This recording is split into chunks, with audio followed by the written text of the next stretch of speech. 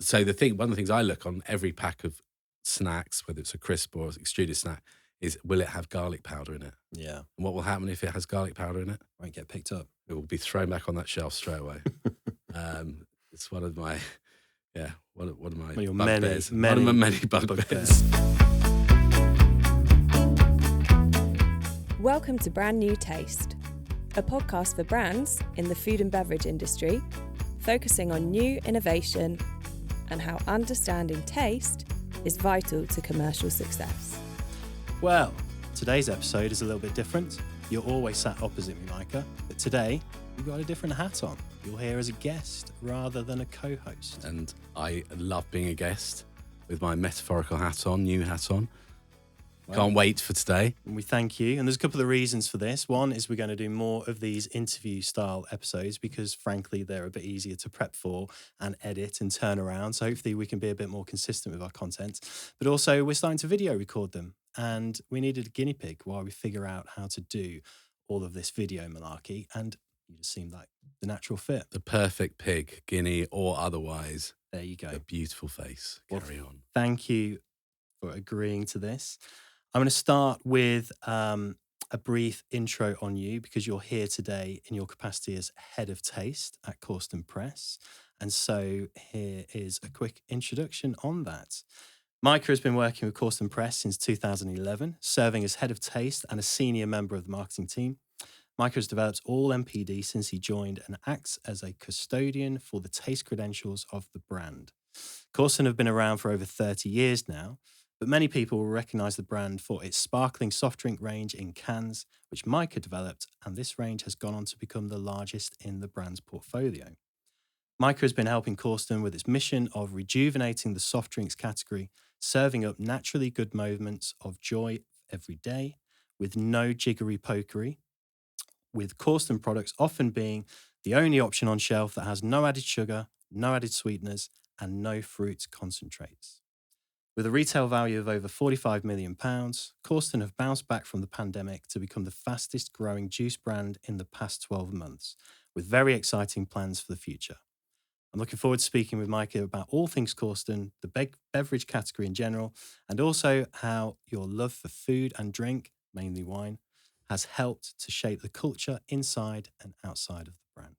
Lovely summary. Thank you very much, Brandt. Okay, so let's dive in. Yeah. Question number one then. Yep.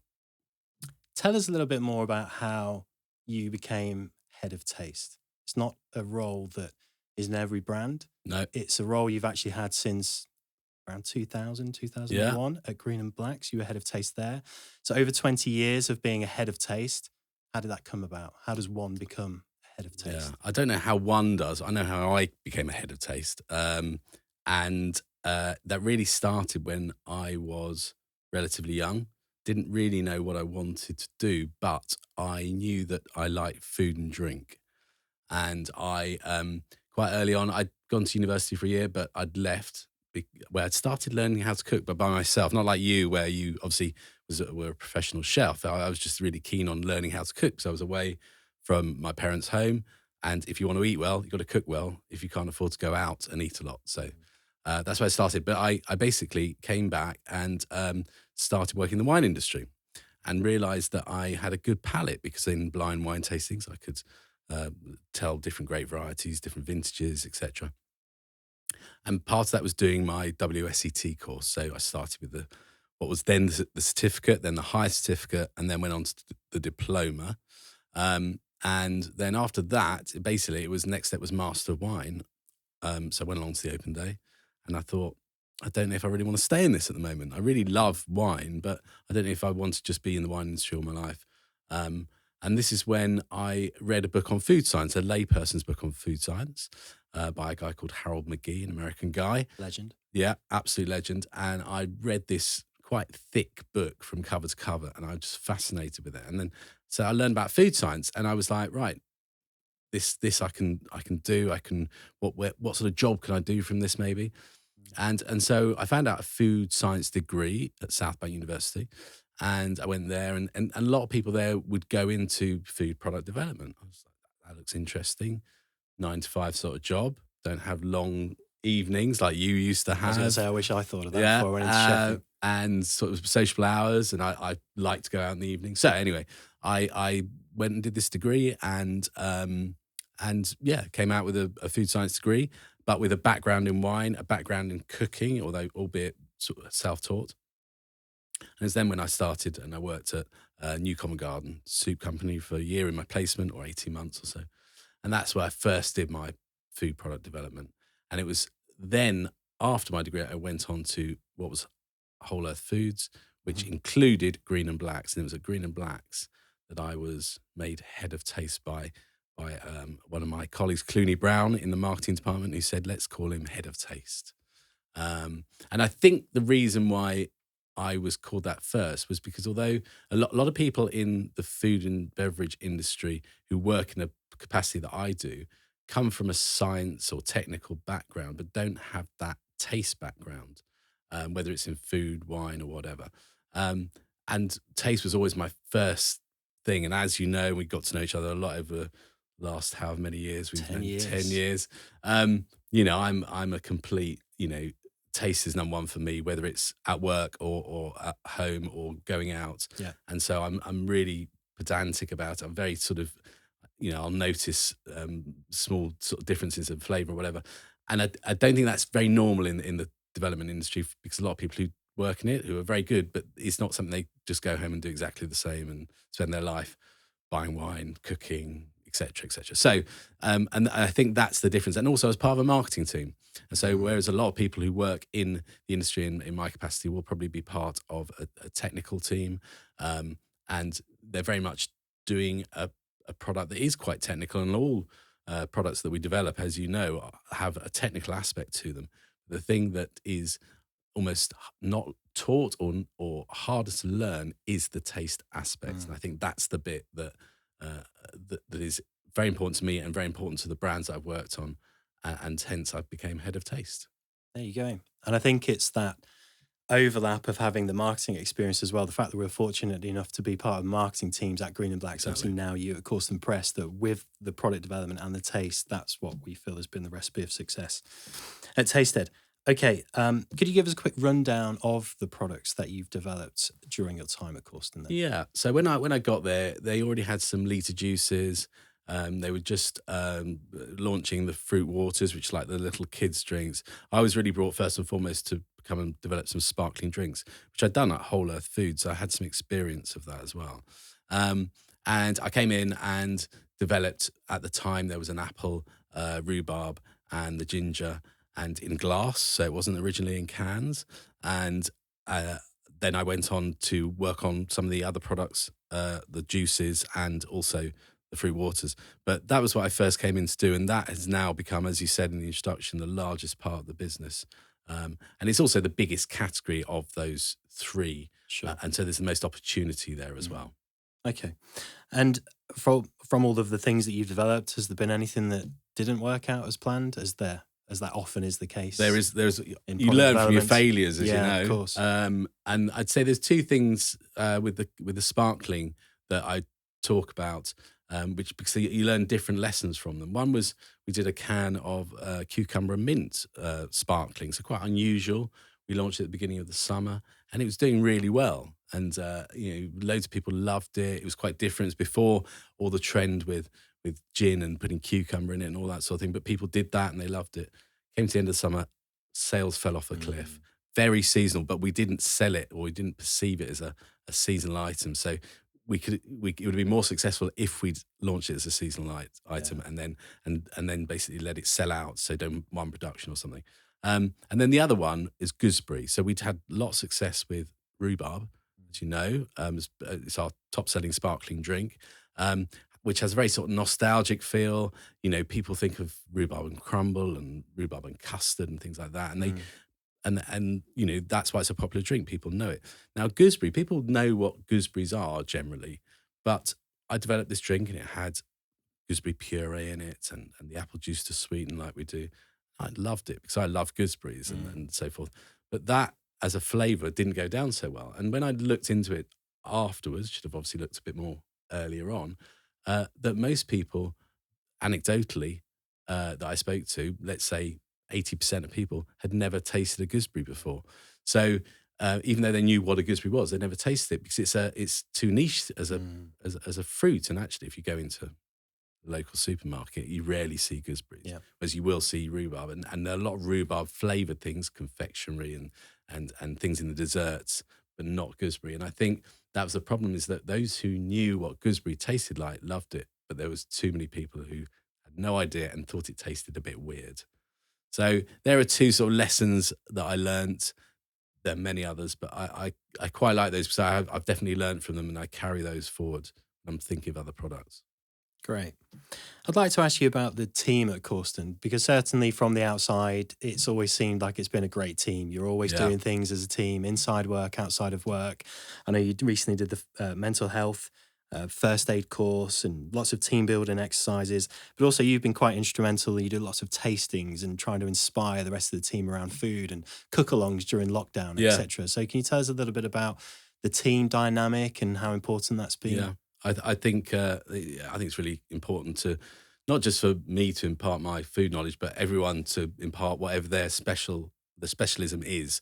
Mine happens to be food and taste and so forth. So, like you said, in lockdown, I've been making my own sourdough for 12, 14 years. I can't remember exactly. Before making your own sourdough, before people was a big thing. Jumped on the bandwagon. It's because, again, I moved from Islington down to Kingston. I couldn't find a good bakery near me, so I had to make bread if I wanted to eat good bread.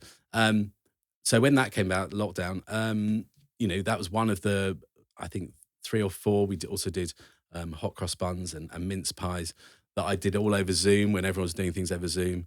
And a group of us, like most of the people at Cawston, would all come onto these calls, and I'd take them through making these things. And then we'd have pictures of everyone. And a lot of people, especially with the sourdough, are still making it. And that is what's really good. It inspires people to carry on. And then with tastings, we do a lot of tastings as you'd expect, like you would with any brand. But it's also trying to educate people a bit as well. So even yesterday, I did a tasting of our ginger beer compared to a competitive set, just to talk people around, just to give the whole team, whether it's the sales team, the marketing team, the operations team, more knowledge about why our product is different to the others. I'm not there sort of saying they're all bad, but I'm just saying that these are the differences. And when you go in to see customers, or whether you're talking to our manufacturers, you can explain the difference. And the other thing, which is very salient, and we might go on to a bit more, is around sweeteners, because I did a comparison of just sweetened water, whether it was with sucrose, i.e. sugar, fructose, but also some of the sort of intense sweeteners. So we're talking asulfone K, stevia, which is obviously used in a lot of drinks, especially now after the sugar levy, sucralose, and getting people to taste them without any other flavouring in there at all, so people could really understand the difference, and at different levels. And you've got a mix there of natural and artificial sweeteners and as well. artificial, yeah. But also showing the difference you get, the aftertastes.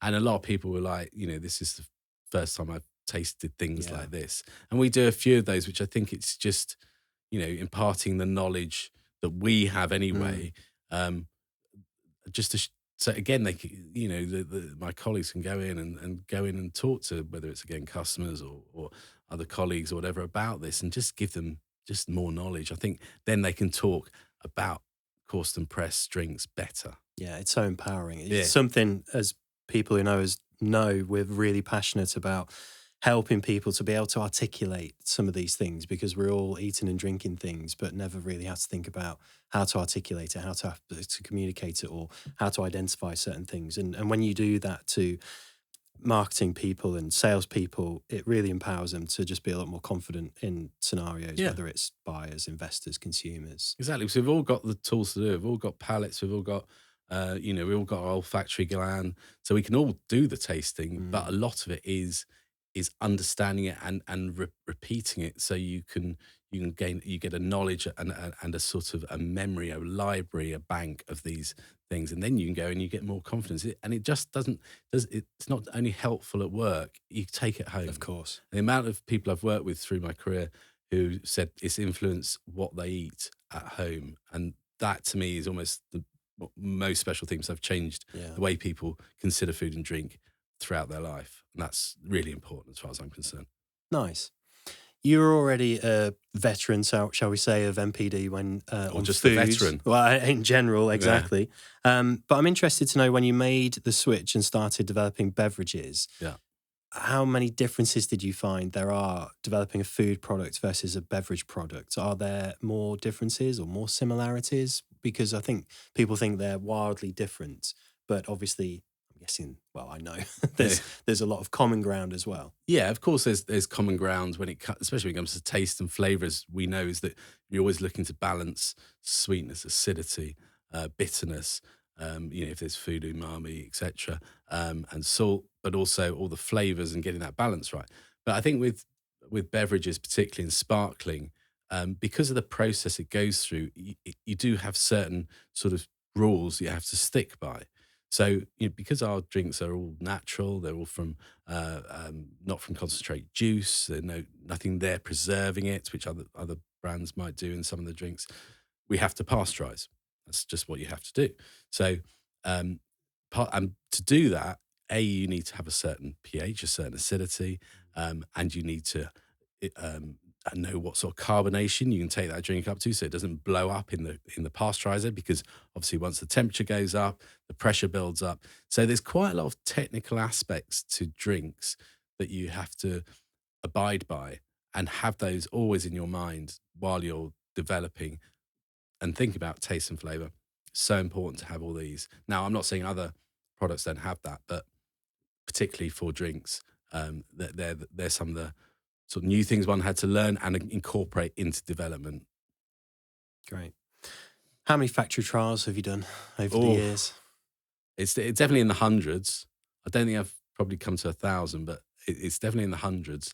And I know the reason I ask is because I want to get some insights on that, because you talk passionately about how important it is to attend trials if you've developed the recipe, and to approach them in the right way, because trials are trials for a reason. Exactly. And I think you say something like maybe 5% of the time they go as planned without any hiccups at all, whereas the rest of the time. So yeah. Tell us what you've learned through all of your hundreds of factory trials. Yeah, I think that's it, is that, and it sort of, from very small manufacturing to very large. I like I said, if I'm not there, sometimes I think, do I really? It's very similar to what we've done before or something like that. But I know that if I don't go, and something which probably it might be something really, really small, but if I'm not there to be there to say, oh yeah, this tastes fine or this doesn't taste fine, then the people in the factory who don't know the product are questioning it. So I'll always go in. In the case of the Cawston Press drinks, it's a pretty simple recipe, as in we don't have loads of ingredients, but it's all about that balance. And I do this not just with the Cawston drinks, but in previous sort of careers with different products. Taste all the raw materials. So important, because if you don't taste them and you don't sort of basically sign up and say they're all within spec, then you don't know if further down the line, once you've made your stuff, you go, well, it tastes a bit odd. Well, did you taste the raw materials? If you haven't, you don't know. So important just knowing that from the start, and then tasting at every point where there's a change or there's about to be a change. So once it's mixed, taste it. Once it's carbonated, taste it again. After it's pasteurized, taste it again. And always have a reference sample to take with you, so you can go, it doesn't really taste exactly the same. It'll never taste exactly the same, but it'll taste similar enough. Sweetness levels, acidity levels, fruit levels, all these things. So important. So, always go to a trial. And if you can't, sometimes you can't, then you have to say to the people there, well, look, if something is a bit awry, then, that, and I'm not there, then I can't help. And they've got to be confident that it'll go all right. And they do usually, but I've been at some shocking trials in my time, as you well know, as we've been through before. You're usually messaging me, moaning about it. Yeah. So one thing that's really impacted the beverage industry over the last few years has been the sugar levy. And Cawston has taken a different approach to a lot of other brands. How have you seen the impact of the sugar levy on other brands, Cawston? What are your thoughts about it? So, this came in, I want to say 2017. We, at the time at Cawston, had a fruit-based drink, but it had some sugar in it as well. Now, for those who don't know exactly what the sugar levy is, it's any drink that's above 5% sugar has a 18p per litre um, tax on it. Anything above 8% has 24p per litre. Now, when you put that into the economics of it, it basically you have to put the cost up of the drink. And the only one that remained so was Coke, like what I call proper Coke, what a lot of people call red Coke. But people will notice, people who buy it will have noticed that the price went up. They passed on that price. But what we didn't realize at the time was what was going to happen. So we looked at keeping it the same, which was a blend of sugar and juice, and paying the sugar levy, because we were between this 5 and 8% sugar. And the point is that with the sugar levy, even if you have 1 grain of sugar and your total sugars were above 5%, you'd have to pay this sugar levy. So it didn't matter if it was only a small amount. Anyway, so we looked at that.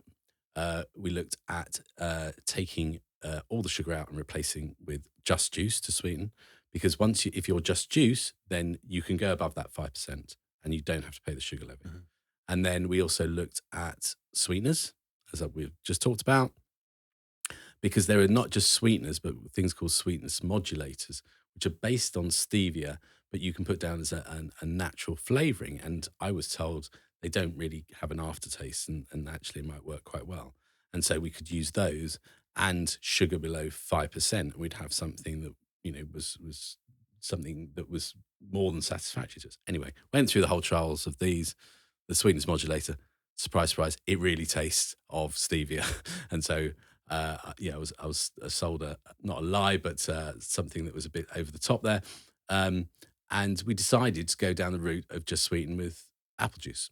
So it was quite a switch, because although we already had apple juice, when you go from part apple juice to full, it's quite a flavour change. So I had to then adjust all the recipes accordingly, because apple obviously has its own flavouring. You've got to overlay that flavour. It's not a bad flavour, but you need to balance those flavours. Yep.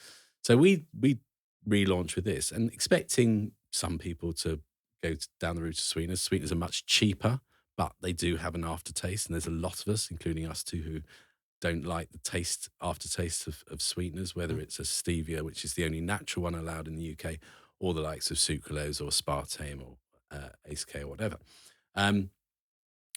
But what turned out, apart from Coke, that they all, apart from a few of the very premium ones in glass, went down the route of adding some sort of sweetener, often stevia.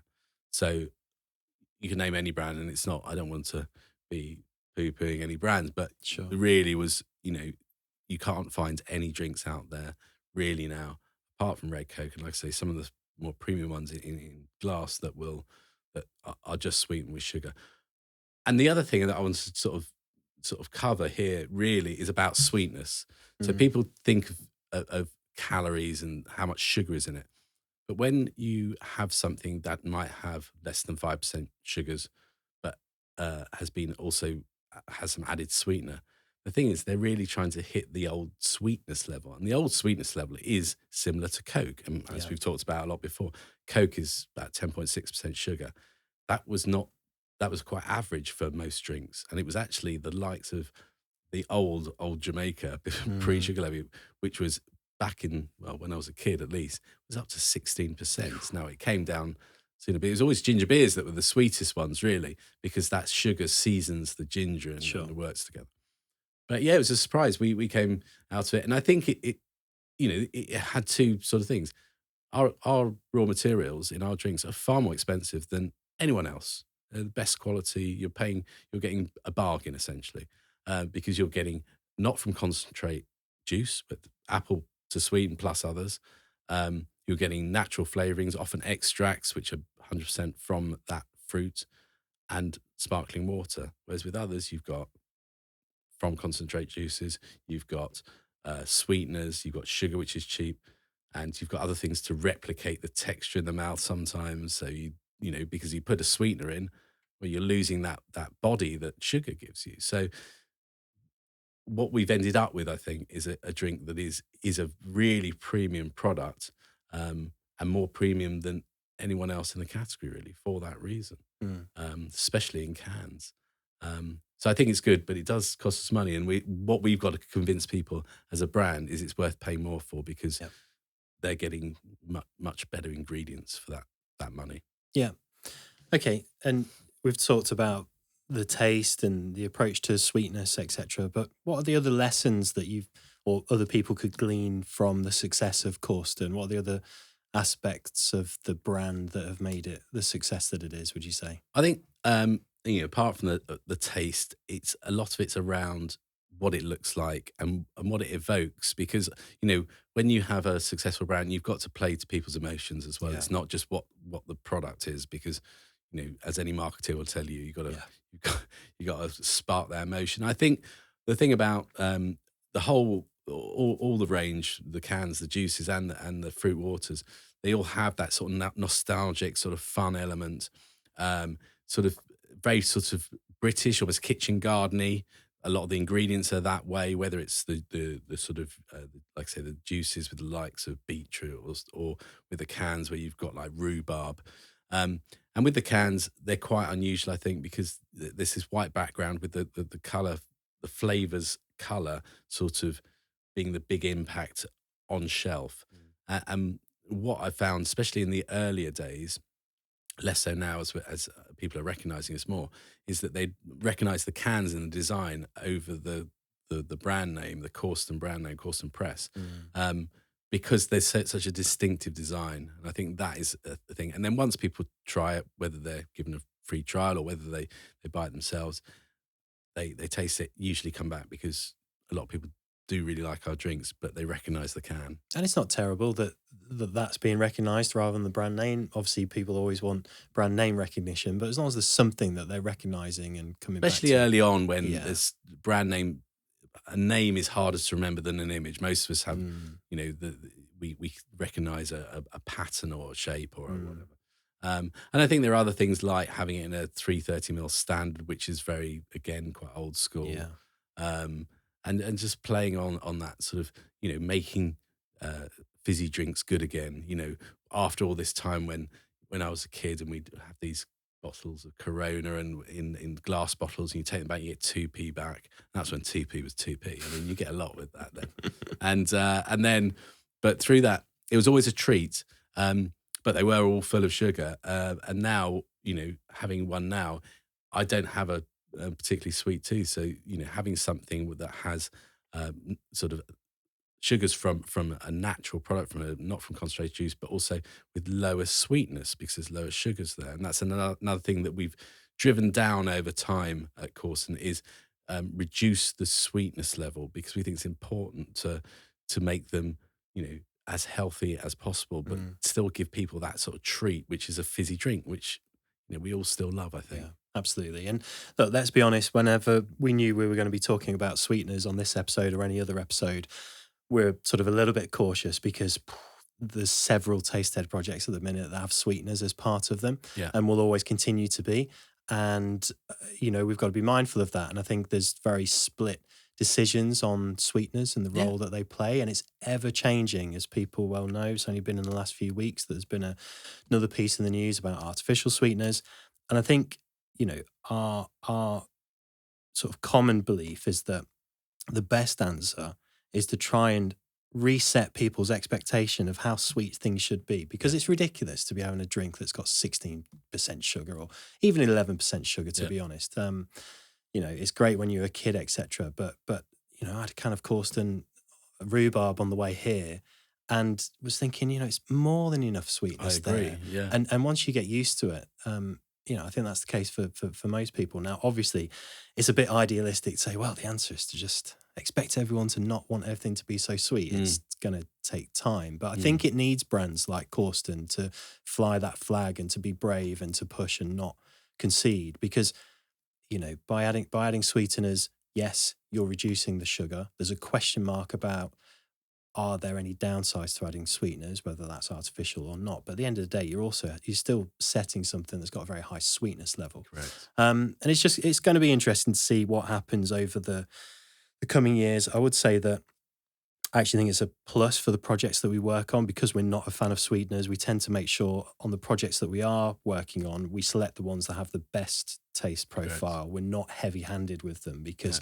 I think I said in the previous episode when I was in California last year, so many drinks being flavoured with stevia and other sweeteners, and wow, the sweetness level of some of them just couldn't finish it. And like you said, they were not just very sweet given these sweeteners, but because as you add more of these sweeteners, that aftertaste is even more pronounced. Yeah. And that, constantly there is work being done on these sweeteners like stevia, and that they are better than they were when they were first developed, as in the aftertaste isn't as bad. But I think if you're attuned to it, because, still, if you look at, the biggest sparkling drink, which is, apart from water, which is Coke and Diet Coke. Diet Coke's a bigger brand than Coke. So there's a lot of people who don't mind or even like the taste of sweeteners, which is, that's fine. But there's a large, albeit maybe minority of us who don't like them and really sort of feel that taste and lack of texture and all that sort of thing. So there is definitely a place for lights, of course, and not only sweetening naturally, but sweetening with fruit juice and good quality, not from concentrate fruit juice. Yeah. Okay, any new flavours coming out? Bit of a loaded question because I know the answer to this one. Well, we've just had one, as you know.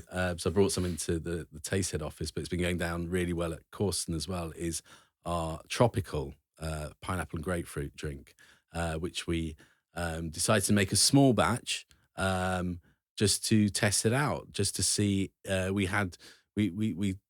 We sort of put something out on social media, sort of saying, would anyone be interested? Any of our consumers be interested in Cawston making something like this? And got very good feedback. So we thought, well, let's do it. And so I developed one sweetened with apple juice, but with pineapple juice, not from concentrate, and grapefruit juice, not from concentrate, and natural flavourings. And it's still available when we're talking now, but only very limited on the likes of Amazon. And it's gone down really well. Done a few cocktails with it, and other stuff. There's always stuff in the pipeline, but I'm quite cautious to talk about until it's very close to release. We've got nothing that's as well. That's not imminent. It's been launched, but we'll have some new stuff for next year, definitely. Sure. And am I allowed to say that the pineapple and grapefruit, a totally tropical taste? Would you say? Oh, it's definitely a tropical taste. Yeah. Okay. Right. So, finishing off with some of the questions that we always like to ask our guests, and just because you're a guinea pig, Micah, doesn't mean we're not going to ask them to you. Not getting away with it. So, no, let's ask you, what are your 5 top tips for anyone starting a new or growing an existing soft drinks brand in 2023? We see a lot of this. So I'm there, obviously, at Cawston doing, but we're seeing it at Tastehead as well, with people who are coming in, asking us for advice on certain drinks. And one of them I've sort of alluded to already is not go too niche on flavours. So I've mentioned the gooseberry. A lot of people, either we see people launch things that have quite unusual ingredients, which they're sort of thinking, I think, there are trends behind this.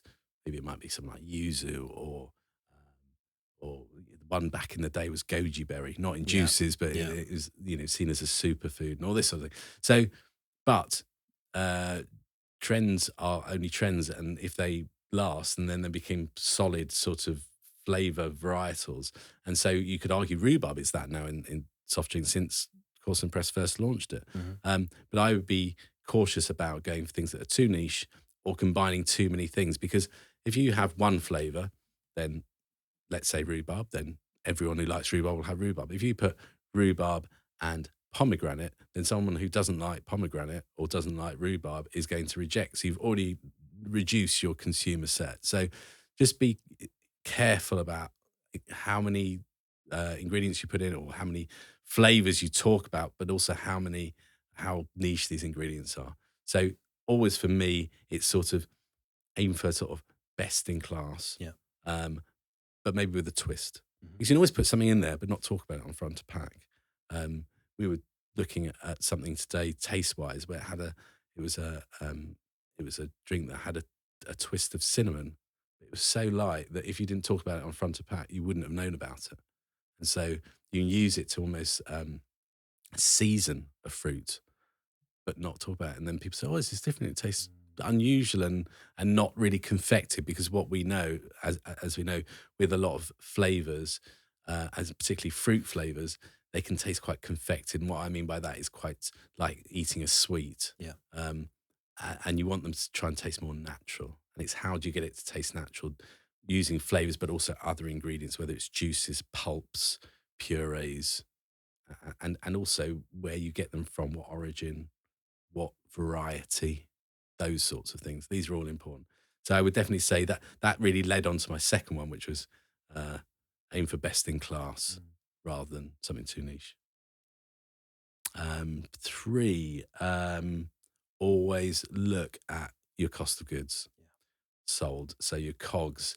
And I would say anyone who's run a brand for a few years becomes acutely aware of this. And it's actually something that I think it's more with startups that I think, look, no one's an idiot and thinking, oh, I don't need to worry about costs, but I'm not sure people fully understand how tight and difficult the margins are to work. Not just when you're starting out and you don't have the economies of scale, but beyond, even when you do have the economies of scale. And it is something that's over. Especially when you're looking at premium products like we are, Yeah. Where your raw materials are expensive compared to your competitors. You've really got to consider, what's worth using, what isn't, how much of it to use. And from the very start, so because we've been doing this for a while, we know we've got in our minds what sort of how much it's going to be, the sort of price of raw materials, or if we get a new one in, what it is, we know the sort of price of flavourings, etc. But you've got to have that, be acutely aware and not go in and say, as you know, even from the start when I was working at Green and Blacks, it's like I can make the best bar in the world for you, but it'll cost you £15 on shelf. The difficulty is making something that's competitive, let's say £2 or £3 for a chocolate bar, or £1, £1.50 for a can of drink. Make it taste really good, but for that price, and make a good margin. So cost of goods is so important. So I would say the next one is packaging format. And here I'm talking not just about the primary, but also secondary. So as we're talking about Cawston and drinks, so we're in a 330 standard can. Now that is got this nostalgic feel, as I said, and it's what we were all brought up on. But if you're a cold brew coffee or an energy drink or something like that, well, people are more likely to go for a more like a 250 ml slim can or 330 sleek. But a lot of the category is going towards that anyway. So a lot of the competitors are going towards 250 ml slim and 330 sleek. So that's something we've got to look at, because we don't want to be left behind. And so there are things to consider there. And then when it comes to secondary packaging, as we all know, plastic is a big no-no. And so, you've got to think about moving on if you're already using it, but how easy is that to do? Because it's not just a case of switching over. You've got to have the facility to do it, because you've got to run these things quickly. So it's not as quickly as turning things on overnight. And then there are certain things that come through with legislation, which is not so much the format, but things that you have to explain to your consumers. And the recent one we've come across is with our the caps that are the fixed caps, which are for something that is coming in across Europe for make things easier to recycle, so you can't rip the caps off. But people find them hard to use. So all these elements are so important when you're considering a product. It's not as simple as just the liquid, is what I'm saying. There's so much to consider. I think the last thing for me is really is your messaging on your product. So we all know that you've got to get your brand name on there, and you need to get your flavour on there. And they're the two most important things. That's what people, as we know, have. How many seconds is it? When they're looking at shelves, it's fractions, yeah. So it's got to be bold, off the shelf. It's got a really good impact, and you've got to know what you want to message on that front pack. But then also when people pick it up and maybe consider it for a bit longer, some people will look for, in the case of drinks, they might be looking for fruit content, juice content, whether it's got not from concentrate. They might be looking at calories, sugar content. So these are the important things that people, and these trends change, obviously. So some, at some point it was more calories. Now it's more about sugar, I would say. Yeah.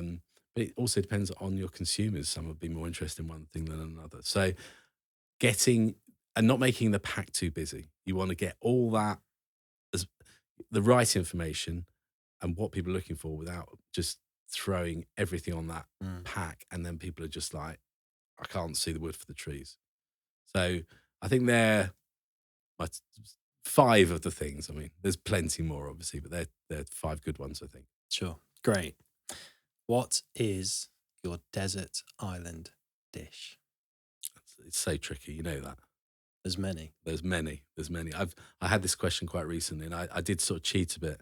Just said it was a list of ingredients that I would so like. You could make. No, it was 50 this ingredients. I different get dishes someone from. to. I said in fact that I'd like the chef I'd like to do it would be Michael Johnson from the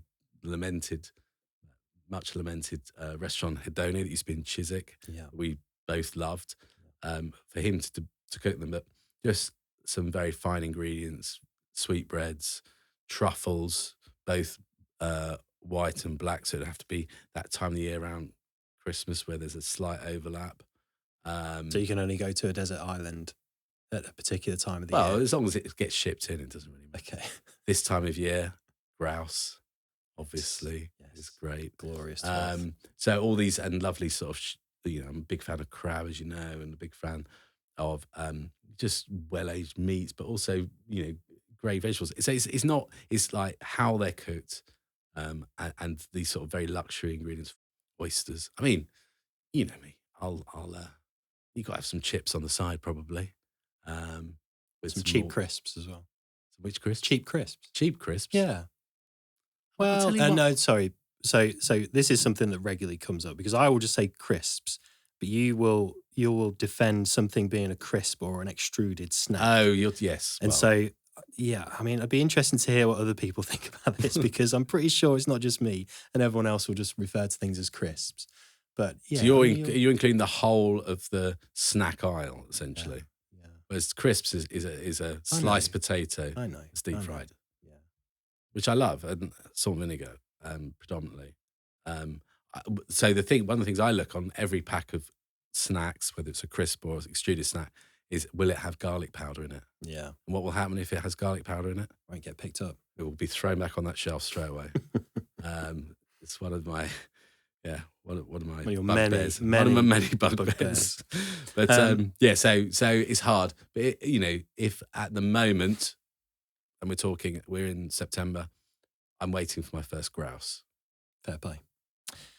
You just mentioned what I'm pretty sure would have been favourite restaurant with Hedoni.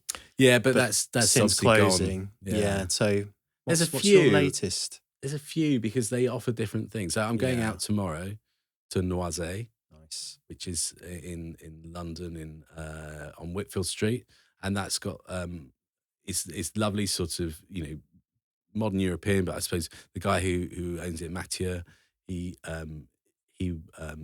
great thing about Mathieu, they have a very good corkage policy, and I love my wine, and I've got a lot of wine, but Mathieu knows more about wine than just about anyone I've ever met, and I'm always there trying to impress him, and I'm with what I've brought, and but he'll tell you exactly what he thinks. But no, that's a really nice one. But then there are other ones like Dastan, which is a great Indian out in Yule, which a lot of people who know about it, they're ex Gymkhana chefs. And then I love the Ritz, as you know. Yeah. We've been the Ritz, if you want French cooking done at its it best. sounds like a cliche, but actually, because we were hearing things about people were saying, how come it doesn't have a Michelin star? Because the food is genuinely delicious and well, it got one, didn't it? Eventually, exactly, it did. But it's at least a 2 Michelin star restaurant, quality-wise, and this very grand dining room. But they're all for different occasions, of course. And so, I don't have one, but I would say was my favourite all time, probably Hedoni. Agreed. We went to the Ritz for Christmas afternoon tea in December, and Mrs. Maybury shed a tear. It was that sort of moved to that much to be probably, yes, to be at the Ritz at Christmas. Yeah, special place. Do you have a book or podcast or any other resource that you would like to recommend to our listener? Yeah. So I'm going to go for book. In fact, I'm going to go for 2 books because they're very different. And the first one I've mentioned, which is Harold McGee's on food and cooking, because if anyone's interested in science of food, you use it as a reference book. Yeah. I think it's on its 5th or 6th edition. I bought it back in 95, I want to say. And I read it cover to cover. It's just really interesting. I met him once. I was over in the States, and just said hello to him and said thank you to him. So it was really nice, sort of thing. And the thing I'd say about that is, unlike trends and recipes, etc., not really much changes with the science. The science that was correct however many decades ago is still correct now. So that book will always have a place, and you'll just always go back to it. More things get found out of course, and refined, but like you say, the basics are always there. And by the basics, I mean kind of some pretty complex stuff, but the foundation of so many things that we do in development. And then I think the other one, which is we've talked about previously on the podcast, which is The Diet Myth.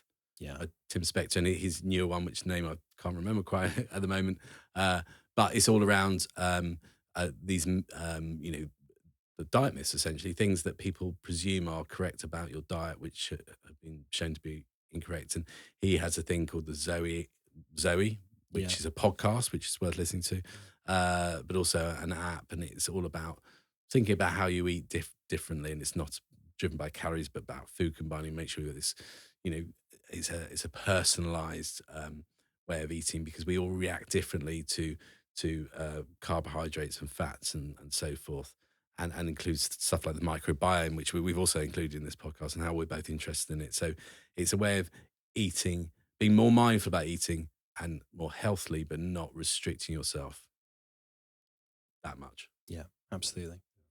Great. Well, last of all, is there anything else you've got going on, either with you personally or Cawston, that you want to just throw out there before we sign off? At the moment, I say, well, we're entering autumn, so things are looking up food-wise. So summer's always lovely, obviously, lots of salads, but let's face it, agreed, we are coming to what is the best time of the year when it comes to food. So when you get really stuck into those rib-sticking stews, and then the whole smell of the house changes, and, more baking, and, so people often lament the passing of summer, but I just look forward to the autumn and the winter. Yeah, I'm with you there. Yeah, good. Good stuff. Well, thank you, Micah. Hopefully a success with the video. And look forward to next time, and you'll be on this side. On this side with you. Exactly, where you belong. All right, thanks. Cheers, mate. Bye. Thank you for listening. If you enjoyed this episode, please like and subscribe. And for more information, please visit tastehead.com. We hope you join us for our next episode.